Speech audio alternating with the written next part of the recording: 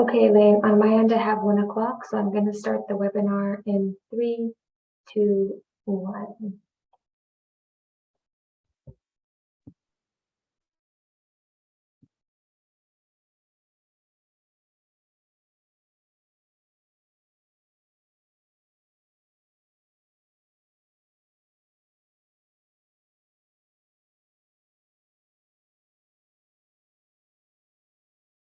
Hi, everyone. Bonjour, and welcome to Queering GBV Prevention and Intervention, what the GBV sector needs to know, report and toolkit launch panel.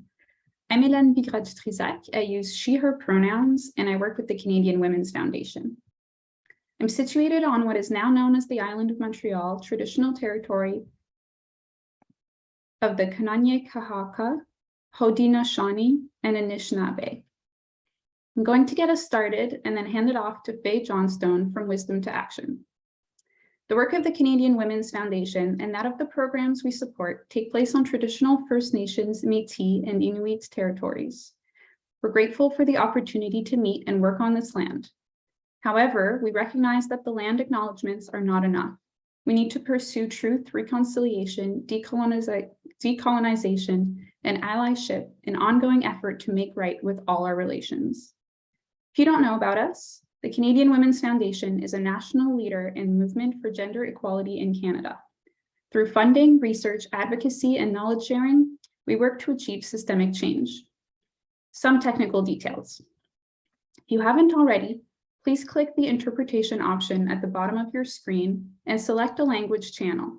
We have interpreters working today to make sure everyone's words are understood, so please select English or select French from the options to ensure a seamless experience for you. There's also captioning available today in both French and English.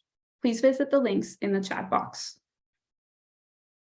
If you have questions, please type them in the Q&A box during the event. We will monitor this box and pose your questions at the end of the session, doing our best to get to as many as possible. If you're having any tech issues, please feel free to pop a note in the chat box and we'll do our best to assist you. Before I hand things over, let me give you a bit of context about today's event. As part of our Shockproofing Communities project, the Canadian Women's Foundation partnered with the incredible team at Wisdom to Action to conduct research on how GBV affects 2S LGBTQ+ communities in Canada. Shockproofing means repairing long-standing gaps in essential GBV services and equipping the sector to respond to the range of experiences of GBV in our communities. Soon after the pandemic started, incidents of GBV began to increase globally, leading UN Women to call it a shadow pandemic. Much of the public conversation on this GBV increase has focused on intimate partner violence as experienced by straight cis women. But as the Wisdom to Action report points out, GBV as experienced by members of 2S LGBTQ communities has also been on the rise. As many of you can probably attest to, these troubling trends are far from surprising. Whenever communities are under stress, whether from climate-induced disasters like floods and wildfires, economic downturns, or public health crises, GBV rates increase. The Foundation's Shockproofing project argues that increases in GBV are preventable if the right measures are taken. These measures have to be inclusive and intersectional, and they have to recognize the experiences of 2S LGBTQ+ community members and the many diverse and overlapping identities they occupy.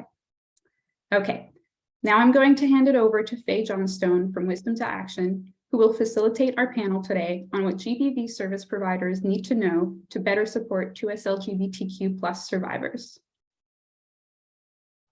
Thank you so much, Ellen, and hello, good afternoon, everyone. My name is Faye Johnstone. I use she and they pronouns, and I'm joining today from unceded, unsurrendered Algonquin Anishinaabe territory, colonially known as Ottawa.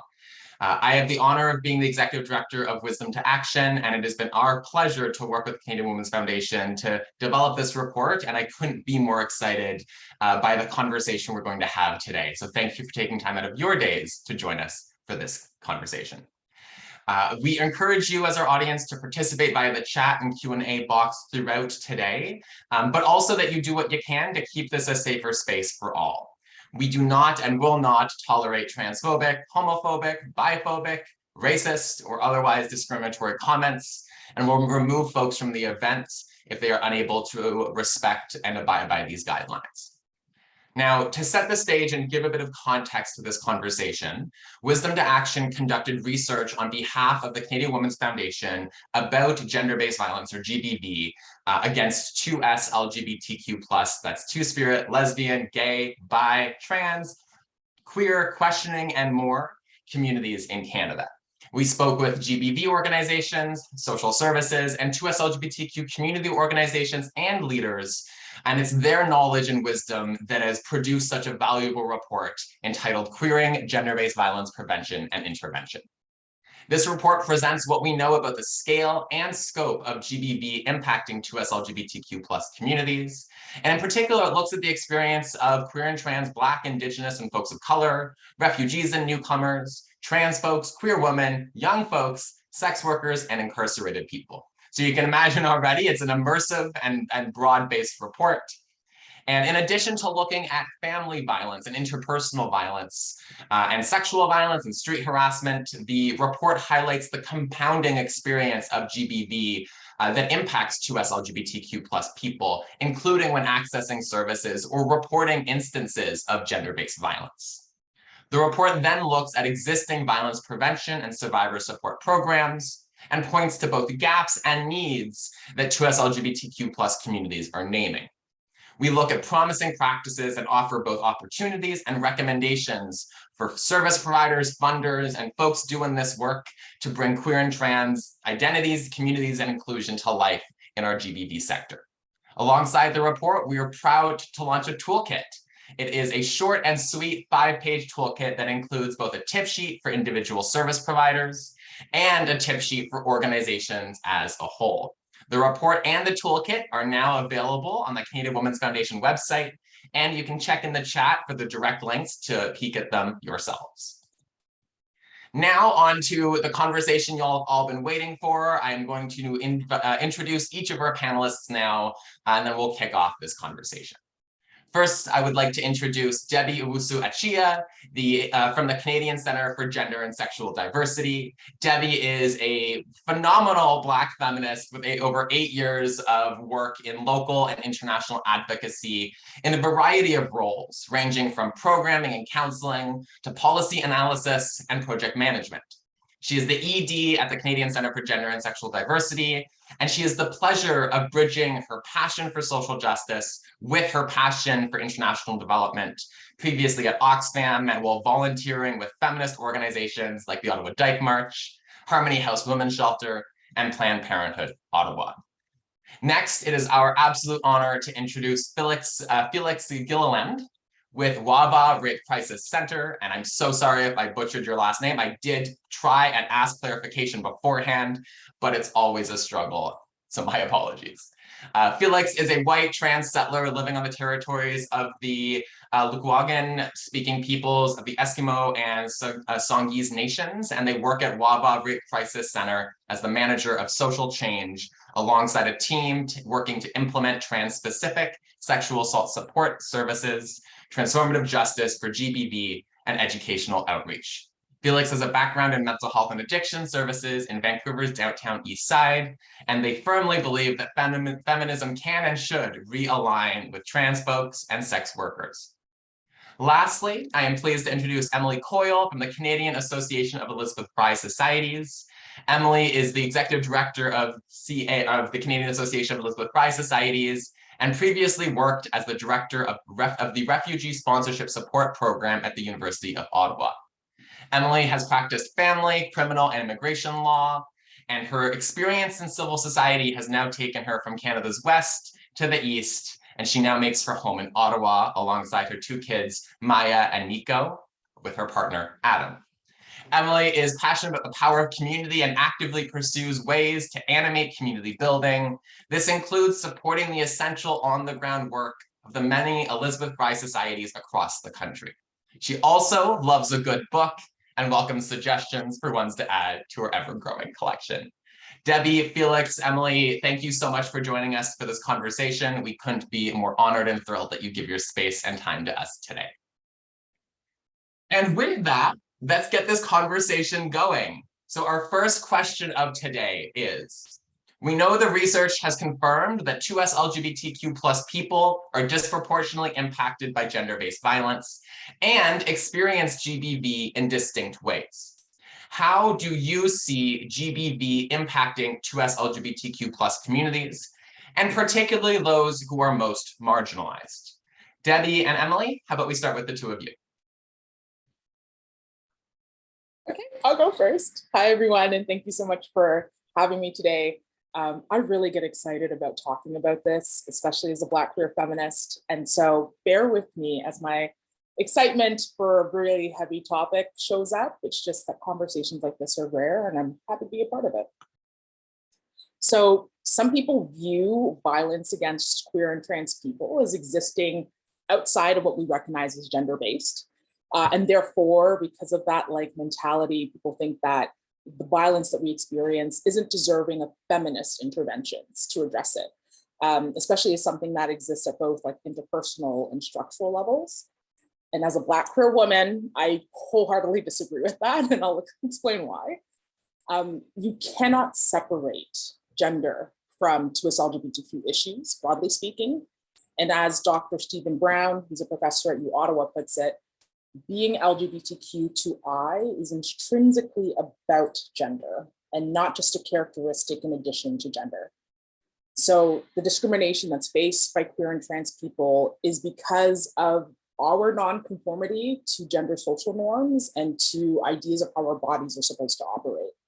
So this is down to how we behave, how we dress, what our bodies look like, who we love, who we have sex with, or who we choose not to have sex with.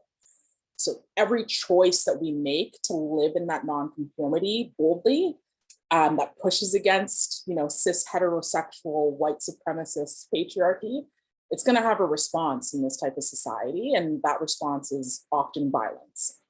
That violence can show up in words, it can show up in torture practices like conversion therapy, it could be bullying, it could be physical violence, sexual assault, or murder.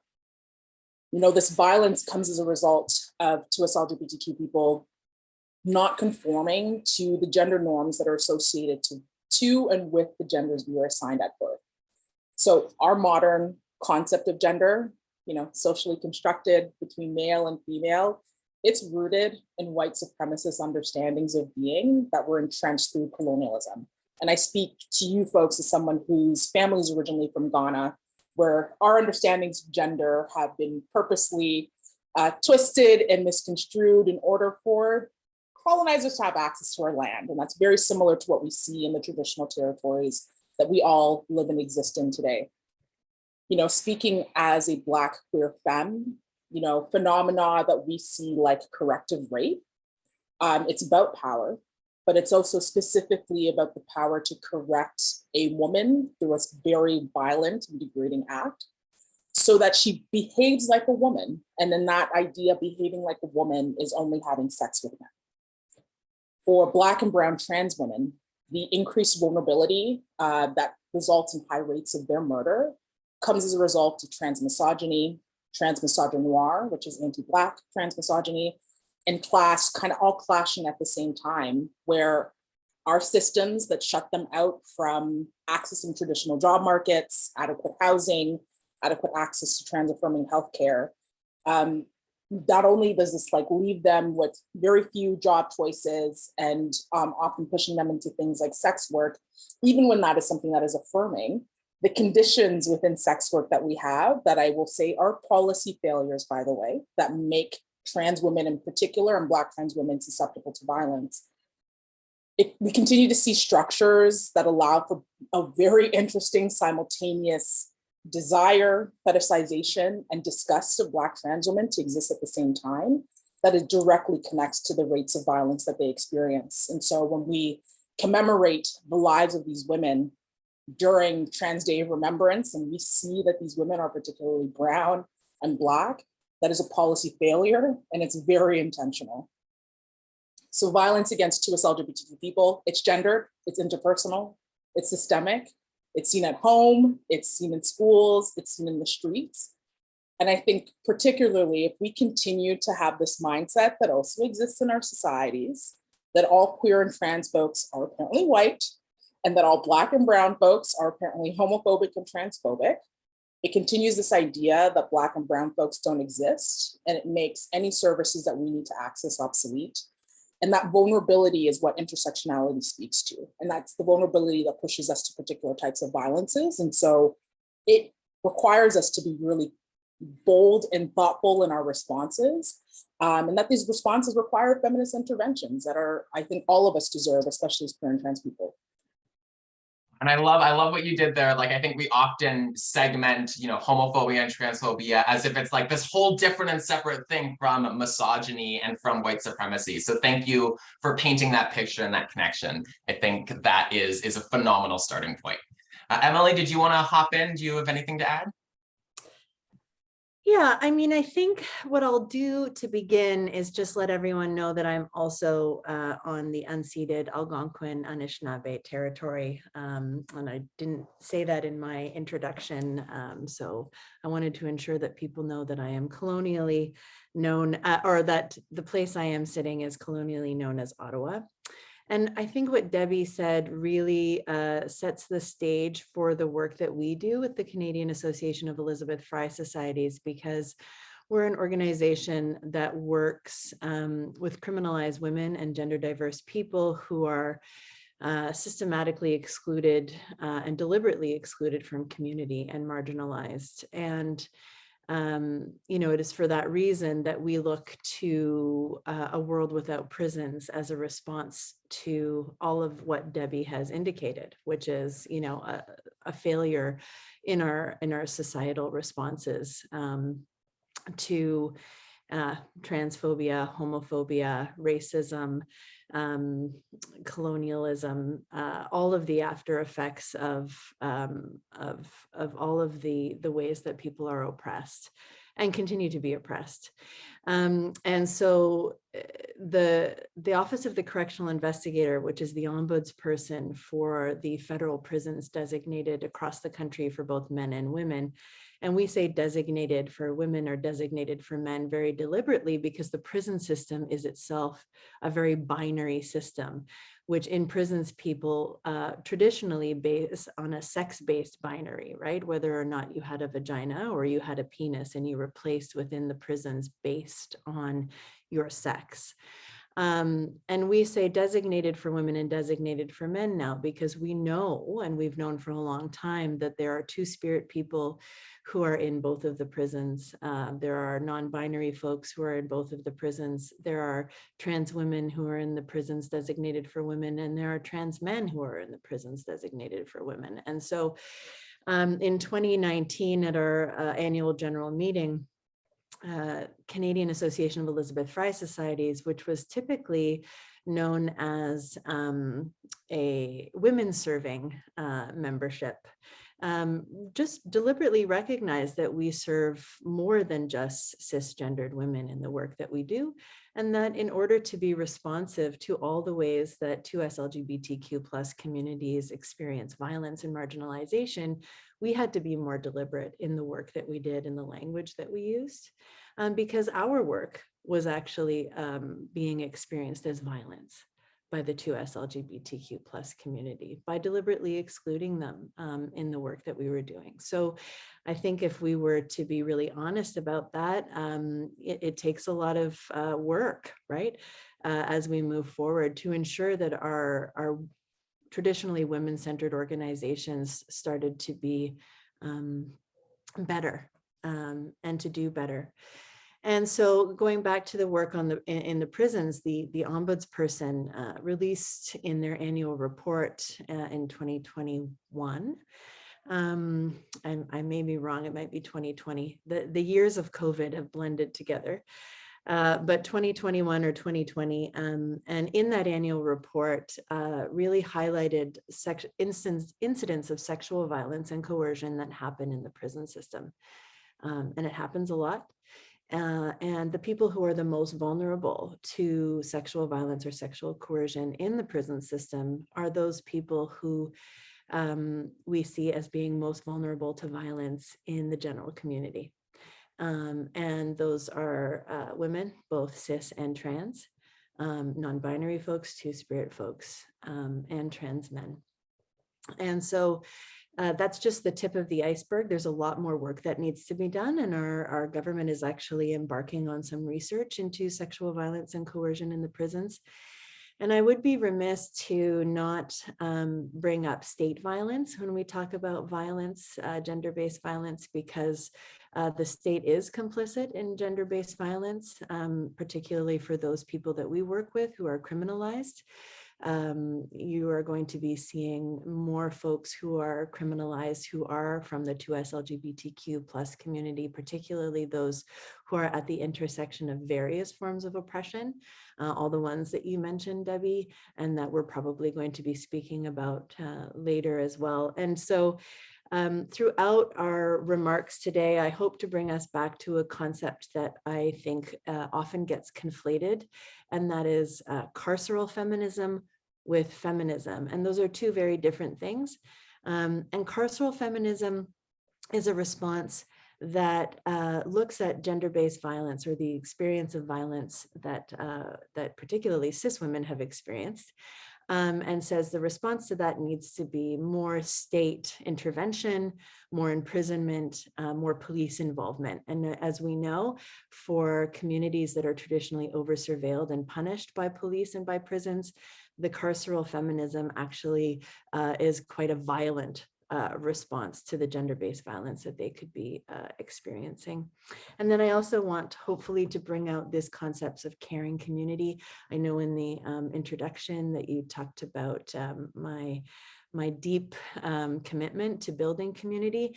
And I think if we are going to address gender-based violence appropriately, without turning to carceral responses, we have to really center both the idea of how we prevent people from being harmed and how we do that in a caring community.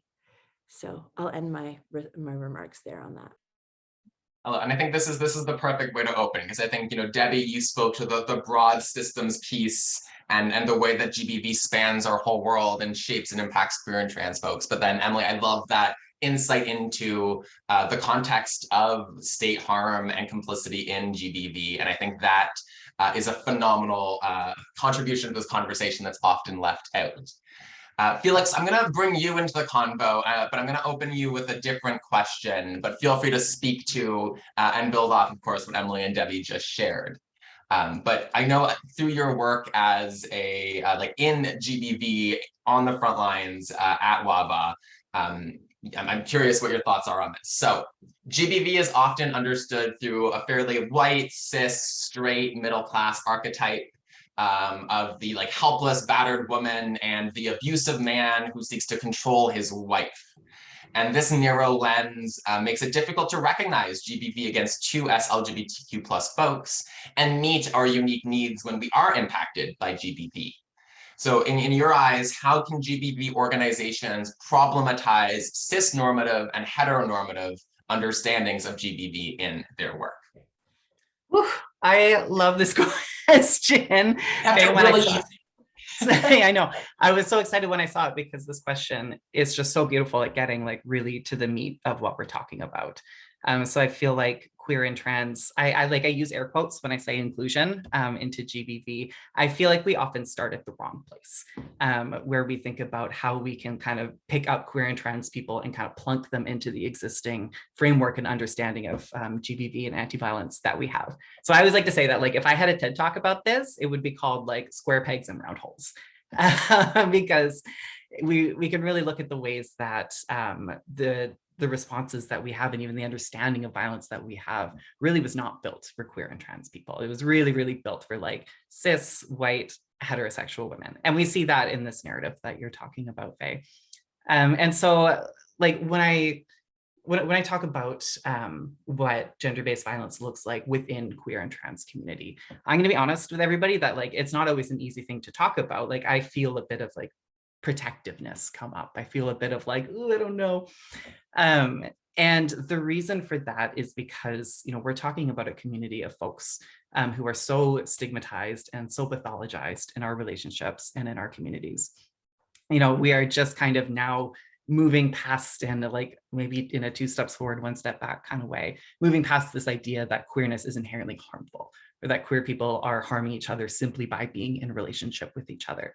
You know, I'm a very slim generation away from the time when queer folks would be locked up in a psychiatric ward simply for being in relationship with each other. And so when we consider that, it suddenly gets like really easy to understand why these conversations haven't happened. And so I say that because like, I don't want us to be walking around with this idea that queer people don't understand what violence looks like in our relationships, or that we don't know how to talk about it just because it hasn't been talked about it in these more mainstream capacities. And also because like when we talk about violence within our community, you know, I always feel very aware of the fact that straight people are listening. You know, like I feel very aware of the fact that, you know, these conversations can really bring like the stigma and pathologization back to my community, people that I love.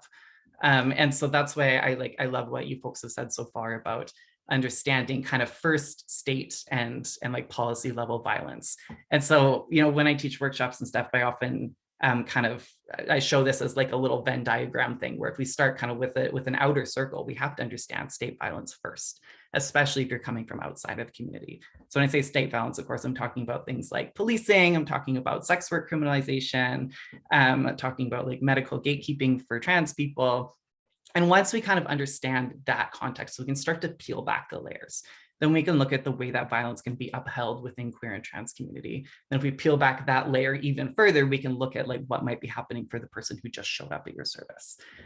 So I feel like one place where we often get it wrong is when somebody like shows up to your crisis line or your drop-in center or whatever it is, and they say, hey, I've just been harmed by my queer partner. It can be really tempting to start with that person in front of you and like the understanding it on that interpersonal level of what might have happened between two people. But if we're doing that, we're actually missing this whole very important context. And again, there's that risk of like increasing stigma. So anyways, that's a bit of like how we got to this narrative that you're talking about that really frames the way that we think about gender-based violence. And so, I mean, there's so many ways that we can push back against that narrative, but the one that I really like to think through is this idea of, I like to call it the survivor perpetrator dichotomy. So that's the idea that like some people cause harm, some people survive harm, and those are two distinct categories that never overlap. And so often one of the first things we're confronted with working with queer and trans people, again, because of all those systems that like trickle down and find their way into our community, is that like, that is like, let's just bust that myth right here and now. And understand that those two categories can and do overlap all of the time. And also that like queer and trans people aren't the first people to say that. Like women of color have been telling us that for decades and decades. And so I feel like there's kind of this idea within, especially feminist anti-violence, that we're going to create some kind of safety for folks by getting together all of the safe people, or the people who haven't caused harm or are incapable of causing harm. We're all going to get us together under one roof, and we're going to kick out everybody else. And so again, like when I say that women of color have been telling us forever, I think one thing that can really re-entrench is only seeing one kind of harm. So we know that in women's spaces, like having gendered spaces doesn't do anything to address racism, ableism, classism, kind of any of the other ways that harm can happen. And so on top of being like not very useful, I feel like there's also a missed opportunity there, where when we're thinking about, okay, how do we get everybody who's like safe and cozy in our little victim club kind of under one roof, that really, it's a missed opportunity to think through the ways that violence is cyclical, the way that like people who experience harm often go out and like inflict harm on other people. People who inflict harm are often survivors of harm themselves. And there's a real missed opportunity to kind of speak into that nuance and start actually breaking cycles of violence. Okay, so that's all very heady, but I do have a couple like more practical ideas. Oftentimes I tell folks, if you're looking for a way to get started and pushing back against that, a good place to start is think through now what's going to happen when somebody comes to access your services, like saying, so-and-so harmed me in community, and now that person also wants to access services. So maybe both the person who caused harm and the person who survived harm both want to show up to your organization and do their healing. Think through now what that's going to look like, because if you start working with queer and trans people, it's going to happen pretty quick. And the other thing, I won't go on too much longer, but the other thing that I always like to think through is to kind of start untangling the ways that nonprofits have a lot to do with this as well. So thinking about the ways that this narrative that we're talking about is really baked into our funding structures. The way that we kind of perpetuate this narrative as like, I feel like it's kind of like a shortcut now, where like when we're writing our grant applications or whatever it is, we kind of know the language and kind of know the lingo. And I really believe that we can be in like a deeper and more nuanced conversation with the funders who keep the engine running to talk through the ways that like this, how these narratives go from funding application to programmatic activities to like the messages that we're putting out in community. I feel like we can do better to be untangling the way that criminal justice is wrapped up in that. And yeah, I mean, I think there's really, like this panel is a great example. There's really amazing conversations happening between nonprofits and funders right now about how we can start to uproot those kind of narratives. Anyways, thank you. No, very cool. And thank you for all of that. Emily and Debbie, I'm going to open it up if y'all want to jump in on that question of how can organizations problematize cisnormative and heteronormative understandings of GBV? Anything else to add? I'll just be really quick, Debbie. I just felt like I needed to follow up on what Felix was saying, because this cyclical perpetrator survivor narrative is one that I bring up frequently because of the work that we do. Most of the people who are criminalized, who are in prison, are survivors of various forms of violence in their lives. Sexual violence, physical violence, emotional, financial, and state violence, as I mentioned at the beginning. And so there's a real desire, as you mentioned, to talk about the perfect quote unquote victim. And that is the person that we want to protect. And it's at the root of everything that we do at the Elizabeth Fry Societies across the country, because the people that we work with embody what we've just discussed in that gray zone, right, of people who've been harmed and people who have harmed. And so it brings me back to this idea of a caring community, and what it means to actually respond to harm in ways that centers people's experiences of harm themselves, right? And what can we do with creativity and innovation that gets away from this cisnormative and heteronormative understanding of gender-based violence, as and particularly when you're talking about funders. I mean, I have to have those conversations with all of our funders, because every single person that we work with has the stigma of criminalization attached to them. And so I'd love to have further conversations about how we could continue to have those big, sort of gritty conversations about how we fund the work that we do, because there are probably some traditional funders that won't fund our work because of the stigma. Although I have to say, both Canadian Women's Foundation and Women in Gender Equality in Youth have actually been really great about understanding the nuance, and have been allowing us to work with other organizations to do that important work. But we still have a long way to go even in our organization, because we have positioned ourselves as still within that binary, because we serve women and gender diverse people, which then still puts us in the category of not being cis men. And so we continue to see the work that we do as protecting and sort of the savior model for people who are vulnerable.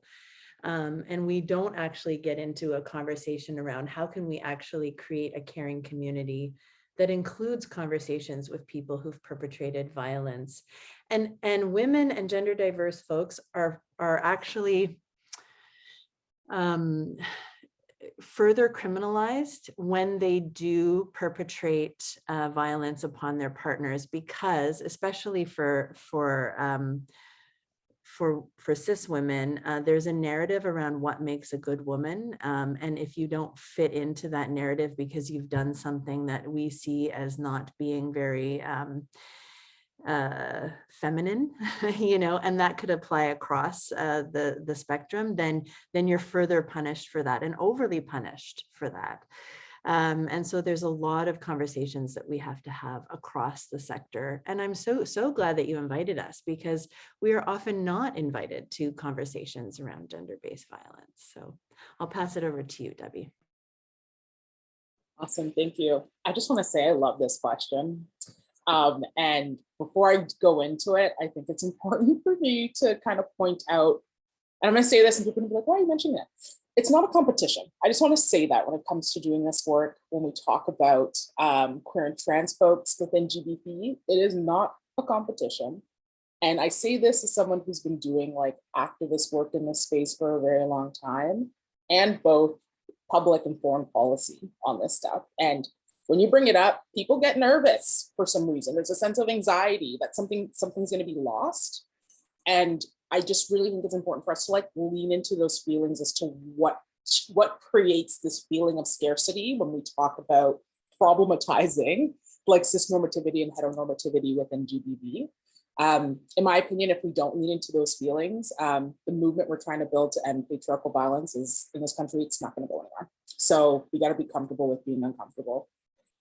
That being said, I think if there is one thing, and this is me wearing my advocate hat, our stories and the stories of survivors are one of the most powerful tools we have in advocating. And the archetype that you mentioned in this question is a testament to how powerful stories are.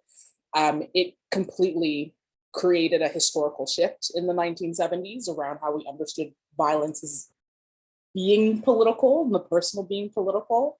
And that archetype did have a goal, and it achieved it. It got mass mobilization around what feminists at the time were trying to say, and that helped force the hands of our governments and other institutions like policing to actually take this seriously. And that narrative, that story that was being told around this archetype saw some of the first funding for women's shelters in this country, and the women's shelter movement, broadly speaking.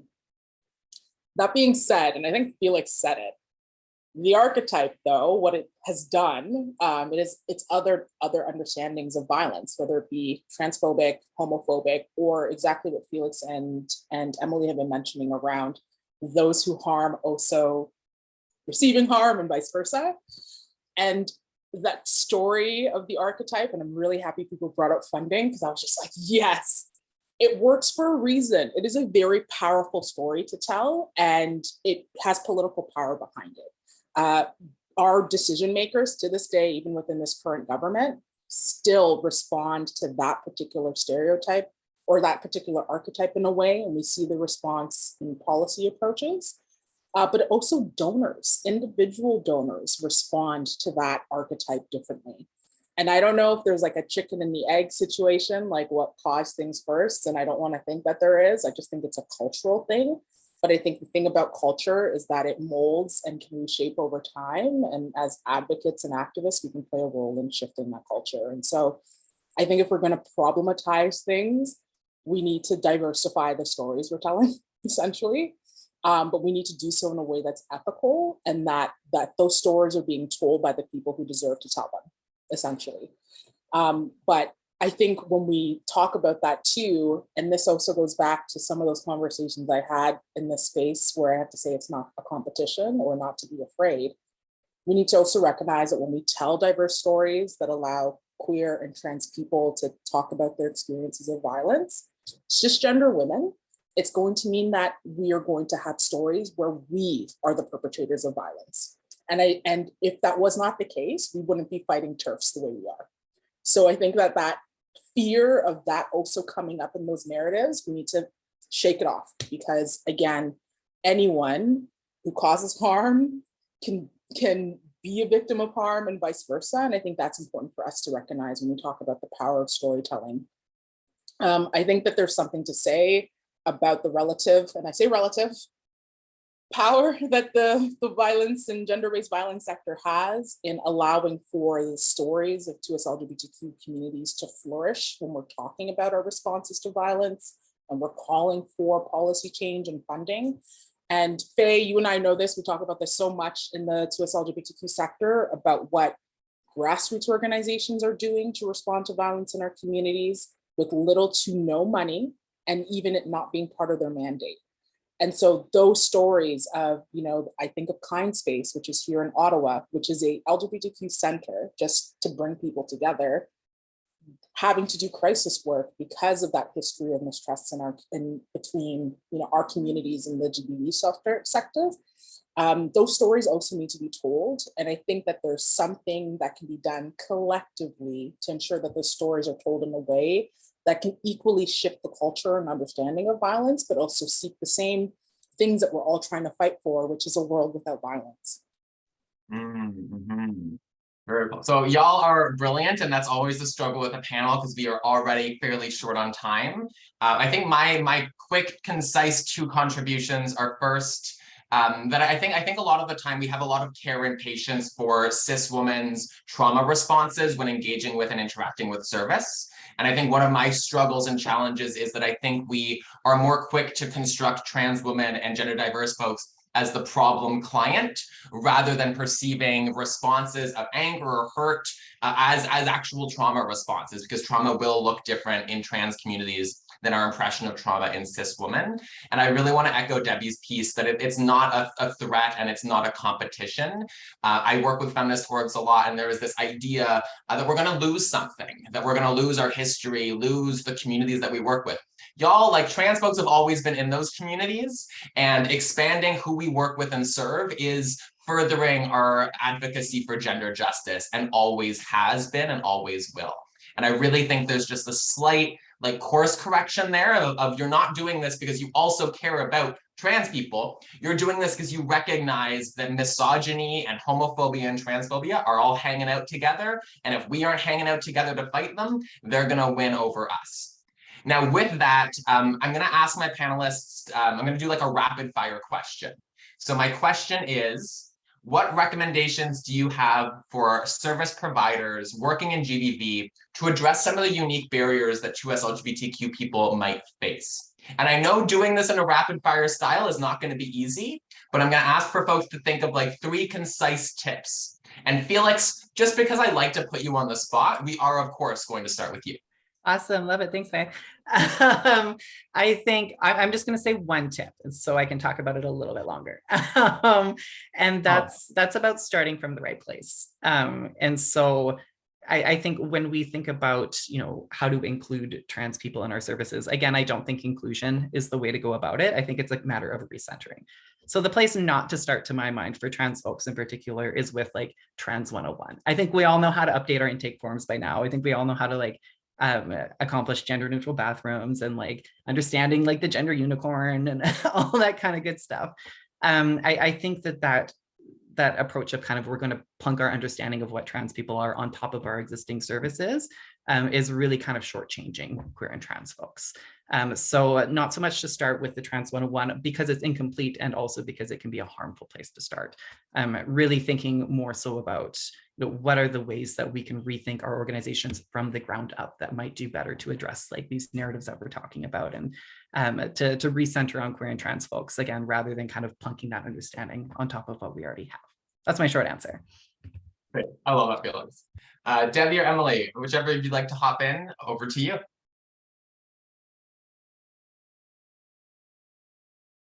They're both loudly scribbling down to make sure they don't have 17 suggestions. But you go Debbie, right ahead, Emily, go right ahead.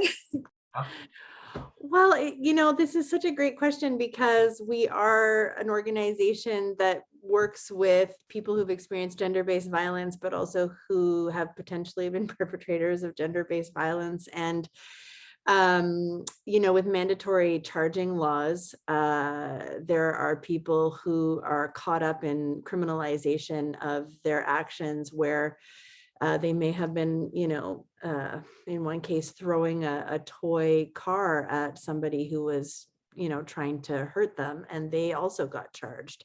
There's so much nuance in criminalizing people in this space that people don't recognize. But to go back to my initial comments, and this is not rapid fire, is it? So maybe I'll just do one. My initial comment was that, we as a traditionally gender-based violence organizations are traditionally seen and connected with, being women serving. And so, even though I know, Felix, you say it's very basic, like we have to do real work around and, ensuring that our language and our practices, even if it is updating that sheet, because I've worked in organizations before where the sheet has not been updated, and that is really, can harm people and they won't want to come into that organization anymore, right? So I guess for some it is very basic, and for others it is, what are your hiring practices? Like, who are you hiring to work there? Who's on your board? Who's giving you the right information about how you go about doing this? Who are you listening to when you're creating programs, when you're, so ensuring that is all happening with the people who are utilizing your services is really important. I love that. Thank you, Emily. Debbie, over to you. Emily kind of mentioned it. I was thinking of, hiring practices and, asking those questions on like who's being hired and who's on your board, because I feel like there's a conversation of power that needs to happen. The sector is still overwhelmingly cisgender women. And if you look further, white women with social work degrees, no shade, but that also is something that we need to consider, right? And so if we're going to also have people change the makeup of who makes up your board of directors and your staffing, you also have to, I always use this phrase, how are you preparing your home for their visit?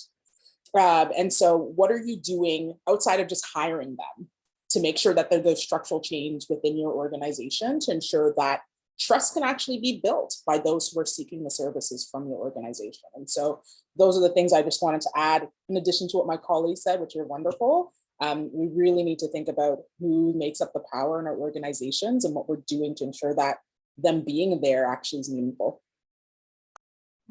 I love that. And I really do love the, you gotta not just bring us in, but make it a positive experience when that happens, and be prepared for, any resistance and any negativity that may arise, to really demonstrate that you don't only sometimes value trans folks in these spaces, but that they deserve a full voice at the table. And I think it's really tough for organizations who are traditionally women-centered, because we've been like, as you mentioned, it's mostly white women.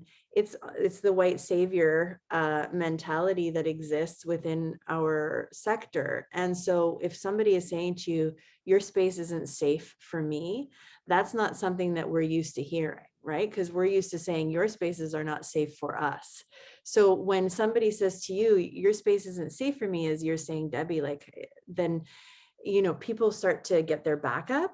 But we have to be ready for that. Like, it's okay to not, be right all the time. And you have to be prepared to have conversations where someone says to you, I'm not feeling okay here. You need to make changes.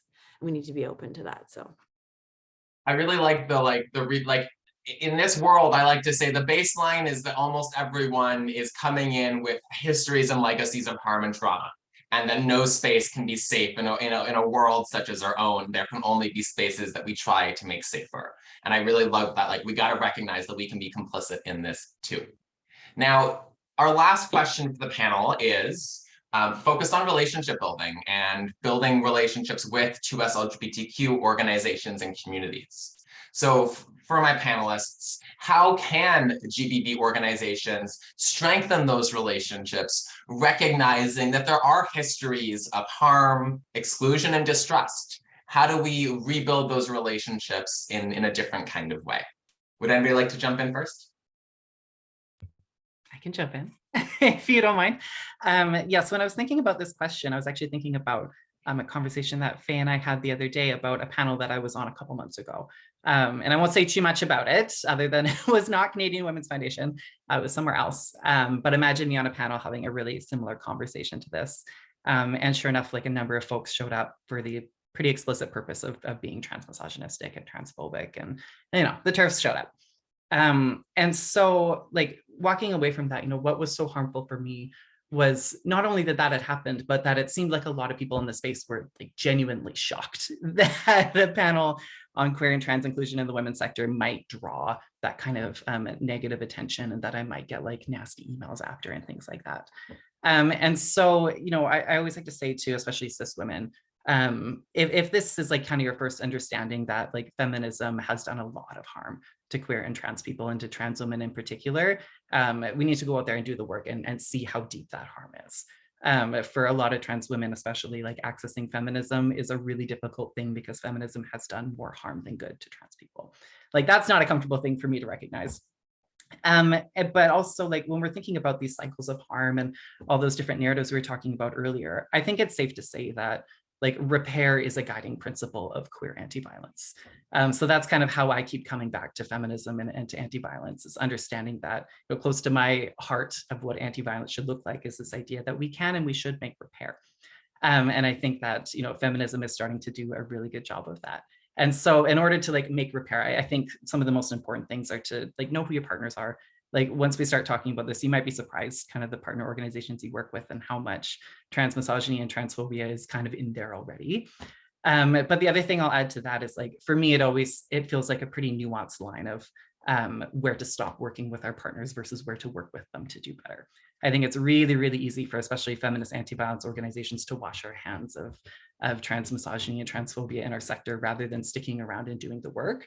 But of course, knowing that like we're built on this legacy that like Debbie was talking about earlier, kind of the early sheltering anti-violence movement, knowing that we're built on that and that's kind of where our power and our voice comes from. I think to me, it's far too easy to wash your hands and walk away from that now. I think there's a real call to action for feminist anti-violence organizations to be doing this hard work of naming and repairing trans misogyny and transphobia in our sector. Amazing, thank you, Felix. I'm going to just open up for last thoughts from Emily and Debbie before we shift gears to our Q&A. Anything y'all would like to add? Yeah, and I want to say that this is not individually selfish, but selfish to us LGBTQ organizations when we talk about repairing relationships. It would be lovely to see the GBV shelter, and I think Felix mentioned that recentering. You know, we'd love to see, I think, more of the shelter sector in particular, like speaking to our issues publicly and broadly.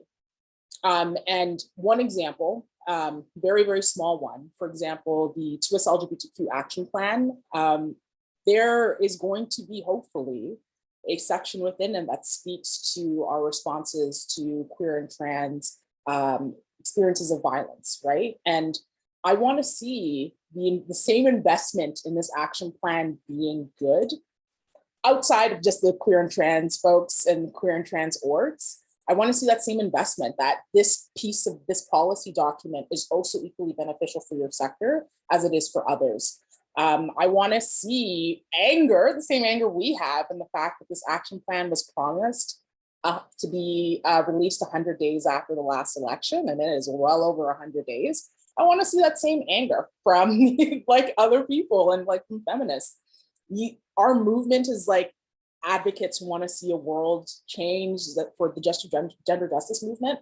This also should be a piece of policy that you're invested in. And so I want to see just folks being a little bit more out loud, pun right there, out and loud. Yeah, out and loud about wanting to see something strong for our communities as well, because we also are in the same community together. I love that. Emily, do you want to hop in or? Awesome. Okay, sweet.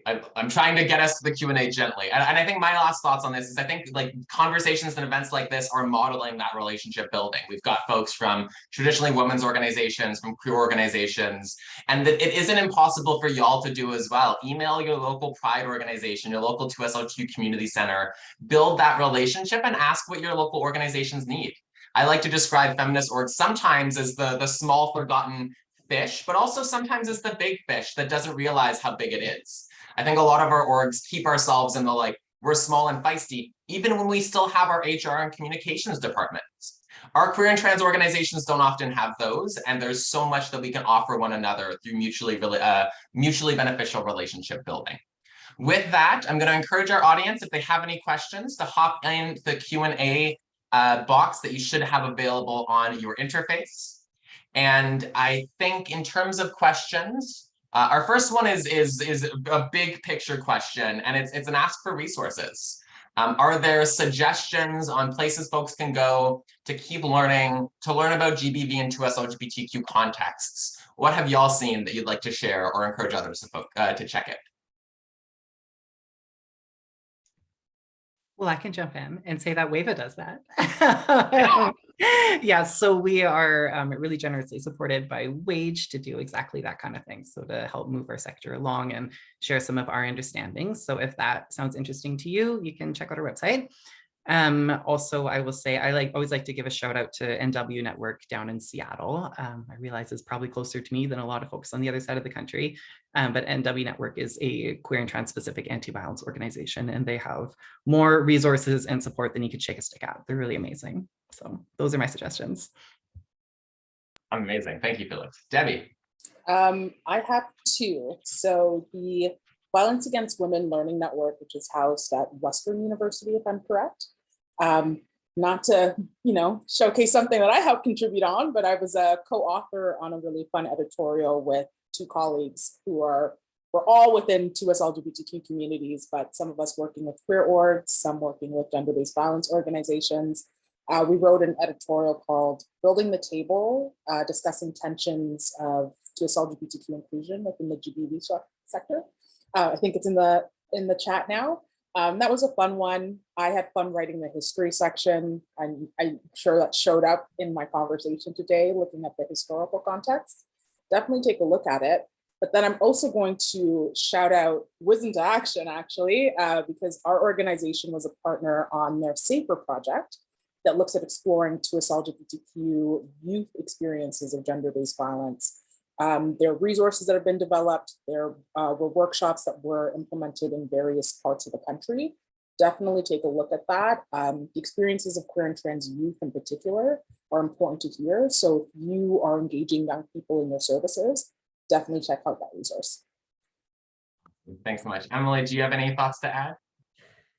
I just wanted to perhaps add some of the work of Two-Spirit organizations, and particularly the folks who were involved in the missing and murdered Indigenous women and girls, and then eventually they brought in Two-Spirit organizations to think through some recommendations moving forward on what to do next. And I think that that's a space where that nuance is discussed quite a bit. So I wanted to just highlight that there is some responses to the National Action Plan on Violence Against Women that included Two-Spirit people as well. Yeah, I love it. And I'm going to just drop the link to that in the chat as well for anybody who'd like to check it out. And I'd encourage folks to check out Two Spirits in Motion Society as well, who work nationally in Turtle Island to connect and support Two-Spirit and Indigenous queer groups across this country. And with that, I want to thank these phenomenal panelists for all of the wisdom that they've shared today.